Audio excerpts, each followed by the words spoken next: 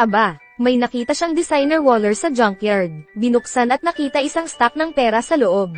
Kalmadong inilagay ito sa bulsa. Tinawag niya ang mga kaibigan at umalis. Nakahanap sila ng ilang sulok at naupo. Binibilang ni Rafael mga banknote. Binigyan siya ni Rato ng $200. At tumingin ulit sa wallet. Isang ID card na nagngangalang Jose. At may expired animal lottery ticket. At may susi sa loob ng waller. Pero sa 3 items na ito, di inaasahan naging isang kilalang multimillionaire na siya. Hindi nagtagal, maraming pulis ang sumugod sa dump site. Nag-alok ng $20 sa bawat scavenger para hanapin wallet niya. Si Rafael ay humakbang upang makipag-usap sa pulisya. Nalaman naghahanap sila ng wallet. At may karagdagang $1,000 reward. Namumutla siya. Agad namang siyang lumingon kay Rato. Wala man lang reaksyon. Di sinabi ni Rafael na sa kanila ang wallet. Habang ang pulis ay naboard at handang umalis. Ang babaeng nagluluto ay muntik na silang i-expose. Anak, saan ka kumuha ng pera pambili ng manok? Tumingin lang ang pulis sa Kani Island na nalilito. At tumalikod na siya at umalis dito. Suggest ni Rafael ibalik ang wallet at i-claim ang $1,000 award. Ngunit di sumang-ayon si Rato. $100 lang ang laman ng wallet. Pero nag-alok ang pulis ng $1,000 prize. Halatang may gusto silang iba. Ang pulis ay maaaring nag-alok ng 1,000 ngayon. At maaari itong tumaas sa 2,000 bukas. Hindi ngayon ang magandang panahon para ibalik ito. Nag-aalala na ay search ng pulis bahay niwa. Nagpasya siyang itago ang wallet sa tagong lugar. Tumalon sila sa maruming tubig. Pumunta hanggang sa imburnal sa dulo. At sa loob ng imburnal, ito ay talagang tirahan ng isang payat na bata, si Rat. Dahil araw-araw siyang mabaho, may nakakadiri pa na skin disease. For sure walang hahanap sa kanya. Humingi si Rat ng reward na $500. May nakuha din siyang impormasyon sa pulis. Pero si Rato ay ayaw ng ganitong demand ni Rato. Aalis na sana siya dala ang wallet. Pinigilan siya ni Rat. Sandali lang, Rato, I dare say ito ang hinahanap nila. Ibalik mo sa akin. Huwag kang mag-alala, alam ko kung nasaan ang susi na ito. Sabihin mo sa akin. Hatiin natin equally. Sumakay silang tatlo sa tren at dumating sa city. Nag-aalala na matuklasan ng pulis.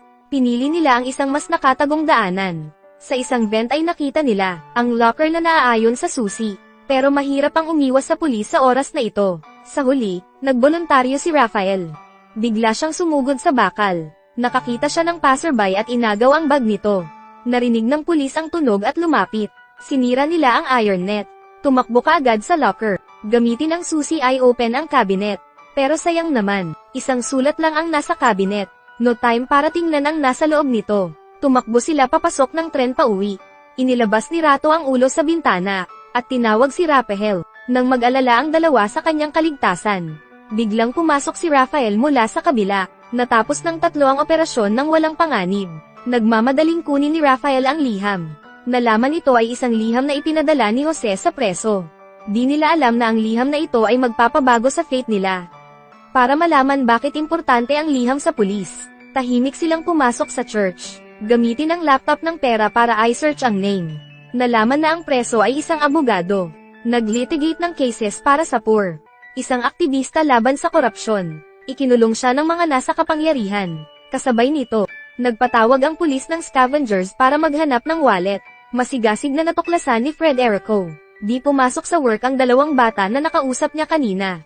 Dahil dito, agad siyang naghinala. Nagpadala siya ng tao para kidnapin si Rato. Nang nag-react si Rafael, huli na ito. Hinanap ang pari para humingi ng tulong. Sumugod ang 2 sa himpilan ng pulisya. Ipinakita ng pari ang photo sa pulis pero di siya pinansin. Ang galit na pari ay naglin sa Iron Gate. Sinisigaw ang pangalan ni Rafael. Naririnig mo ba ako, Rafael? Ako si Padre Juliard. Iuuwi na kita. Rafael, sagutin mo ako. Mga bastos kayo. Kinidnap mo ang bata. Paparusahan kayo talaga. Damn it. Rafael ang pangalan niya. Narinig mo ba? Nakaupo lang silang 2 na walang magawa. Ngunit ang di nila alam. Wala talaga si Rato dito. Dinala siya ni Federico sa isang desyerto na kalye. At lagyan siya ng sako sa ulo. Agad itong inihagis sa backseat. Tinapakan ng gas pedal. Nag-brake back and forth sa kalye. Pag-indayog mula side by side. Paulit-ulit na itinapon ang katawan ni Rato ng ganito. Paulit-ulit na tinatalbog. Nang huminto ang police car. Tinamaan ang ulo niya ng husto. Nagtanong si Federico tungkol sa pataka sa isang masayang paraan. Napulot ko, 300 dolyar. Ano pa ang pinulot mo? Nang narinig ito, pinili niya na tumahimik. Nagsay si Federico, pinakuha siya sa mga tauhan. Ikinulong nila si Rato sa ball. Nagsimula ang isang oras na pagpapahirap. Nang muling buksan ng pulis ang ball. Nanghihina na siya at naghihingalo. Lumapit sa kanya si Federico. Sinabi ang wallet owner, si Jose. Pinahirapan na nila siya. Kung di magsabi ng totoo si Rato, susunod siya sa yapak ni Jose. Pero alam na alam niya. Sabihin lang kung nasaan ang wallet. Parehong nadadamay ang mga kasama. Ngayon ay wala ng pasensya si Federico. Hayaan ang mga lalaki idle siya. Umalis siya sakay ng kotse. Itinaas ng pulis ang pistol. Ngunit tumama ito sa bukas na espasyo sa tabi nito. Para patayin ang isang 14 years old na bata. Di nila ito magawa sa kanya. Maswerteng buhay pa rin si Rato sa oras na ito. Natagpuan siya ng mga basura sa tabing daan. Walang tigil na dinala siya ng lahat sa simbahan. Tinahi ng pari ang kanyang sugat. Nagsuggest na kung nakuha ang wallet, bilisan at ibigay pag may chance. Pero sobra na bayad nila para sa secret ng wallet, kahit halos mawalan ng buhay. Paano posible na sumuko? Nang umalis ang pari, ilang tao ang nalito. Ang only clue nila ang pangalan ng preso na iyon. Oras na para humingi ng tulong sa foreign aid. Tinawag nila si Sister Olivia. Sinabi si Rato ay nasa panganib ngayon. Kailangan ng lawyer magsu at lutasin ang problema. Pero mga ordinary lawyer ay ayaw kunin ang work. Nagkataon may lolo ng abogado si Rafael. Ngunit ngayon ay nasa kulungan siya. Litong-lito si Olivia. Bakit kailangan na hanapin siya? Isinagot ni Rafael sa kanya. Ikaw ay Amerikano. Ikaw ay puting tao. Ikaw ay maitim na tao. Ikaw ay maputing tao. Kaya lang, pumayag si Olivia. Kinabukasan, sinundan niya si Rafael. Kahit may blessing ng white identity, binigyan pa rin nila ng $500 ang guard para makapasok. Ngunit nakilala rin niya ang preso ayon sa gusto niya. Ang kabila ay di nagtiwala noong una. Akala nandito siya for benefits. Nang sinabi ni Rafael ang pangalan ni Jose, naging seryoso ang matanda. Ano ang sinabi niya? Rafael, ang ibig mong sabihin? Hindi, pamangkin ko si Jose. Dinala mo ba ang sulat? Hindi. Narito ang sulat. Isinulat ko ito. Binasa ni Rafael ang letter sa kanya salita hanggang salita. Sakalang natauhan si Olivia. Hindi ordinaryong tao ang matanda. Siya ay isang sikat na pinuno laban sa katiwalian. Siya ay nahuli sa isang vortex na makikipaglaban sa corrupt. Tuwang-tuwa ang matanda nang marinig ito. Kinausap ang guard na kunin ang Bible. Tumanggi ang guard dahil mahaba na ang visit time. Sinabi na baka next day na lang ito. Ibibigay ito sa kanya ng personal. Walang magagawa ang matanda. Masasabi lang muna kay Rafael ang sikreto. May isang code sa Biblia. Mga pahina, kabanata at talata. Simple lang, madali mong maintindihan. Dalawang magkaparehong Biblia, ganyan namin inihahatid ang aming mensahe.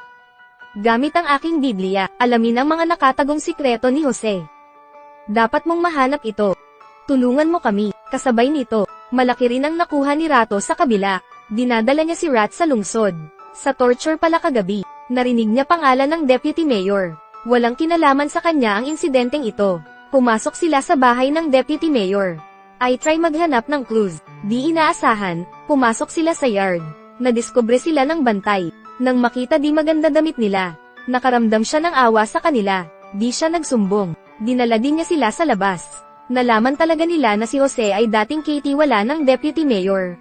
Ngunit ito ay ninakaw 2 days ago. Ang cash at bribery ledger ng deputy mayor worth millions. After inilagay niya ito sa ref. At hayaan ay haul ito ng mga movers next day. This way, na-stage ang perfect theft. Sa gabi, nag-usap sila ng next plan nila. Nalaman pag nakuha ang Bible. Malutas ang misteryo at mahanap ang ref.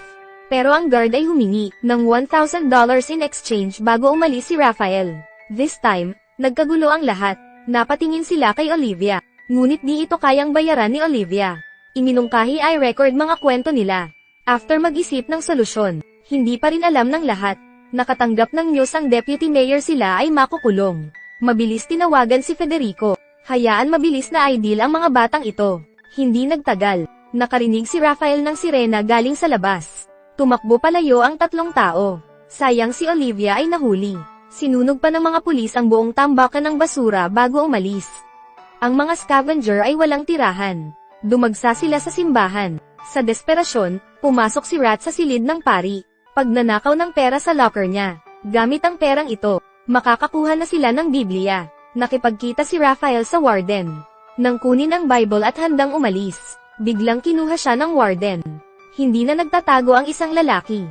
Kinamot ni Raphael ang mukha ng warden. Dumaan siya sa kusina upang makatakas sa rooftop, at ihagis ang Biblia kay Rat. Agad binago ng pulis ang target at hinabol siya. Sumakay si Rato sa bisikleta at sumabay sa kanya. Inihagis ni Rat ang Biblia sa cart niya. Nilalaro nilang tatlo ang mga pulis. Pinagbabaril sila ng pulis. Di inaasahan, nainsulto siya ni Rato. Tumakas sila sa isang sira-sirang bahay. Si Raphael ay naghanap ng pagkain. Ang dalawa ay nag-decipher ng code. Sa numbers ng likod ng lottery ticket, suriin ang bilang ng mga pahina at linya sa Biblia. Dumating si Raphael sa next kalye. Paghuhukay ng pagkain mula sa basurahan. Nakita ng babae sa gilid na gwapo siya. Nag-initiate upang mag-flirt. Habang nagkukwentuhan sila, biglang pumasok ang mga sasakyan ng pulis. Mabilis na tumakbo si Raphael.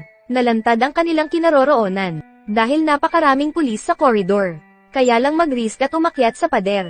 Ipinaalam sa mga kasama bago dumating ang mga pulis. Tumatakbo sila sa bubong, mabilis parang unggoy, at ito ang talento na ng mga mahihirap na tao.